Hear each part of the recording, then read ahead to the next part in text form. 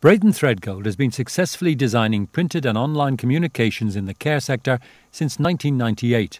So we'd like to think we've picked up a certain amount of expertise along the way, some of which we'd like to share with you in this presentation.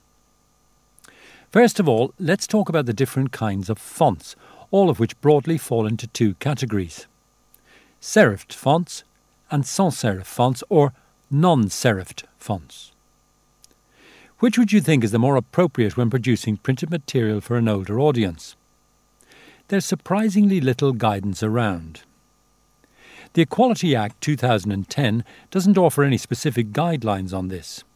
It's more about generalities regarding not being discriminatory, so there's no actual right or wrong, just interpretation. The RNIB also sits on the fence.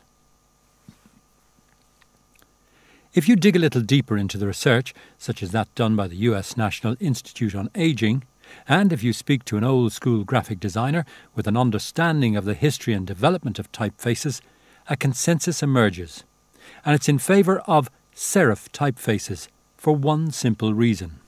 Serif typefaces have tails on the ends of their letters in order to create an illusionary line, which is designed specifically to ground the letters and to help guide the eye across the print. It's worth noting that if you go to the large print section in the library, you'll find all the books printed using serif fonts. And that would be my advice to you, at least for body copy. For short headlines, you can be a little bit more creative, and if you need to bring a bit of life to your design. There is, however, one exception to this: web-based fonts, as opposed to printed ones. Some serif fonts, which may have thin bits on the serifs, might not reproduce too well if they're on a poor monitor, or, more importantly, if they are too small, because a bit of the letter can disappear. Which leads me on to my next question: does size matter? The answer, of course, is yes, but you can have too much of a good thing. Large print type, ideally between 12 and 14 points, should be used. When selecting a type size, keep in mind that not all fonts are the same. For example, Georgia appears bigger than Times New Roman, even if the point sizes are equal.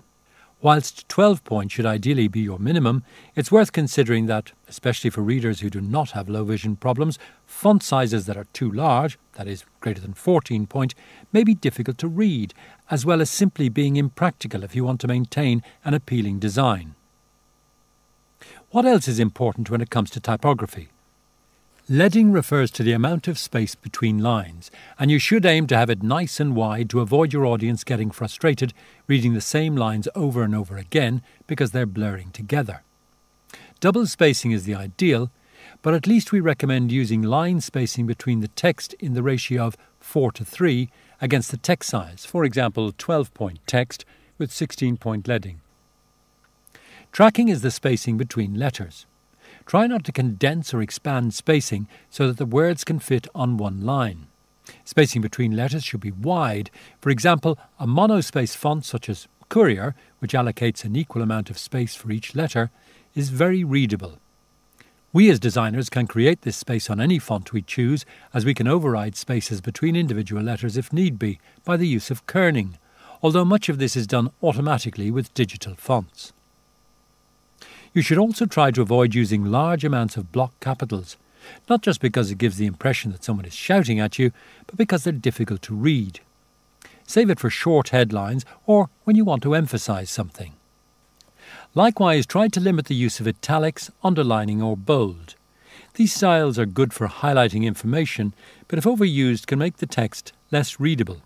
And if you're using bold type, watch out for fonts that fill in when bolded up.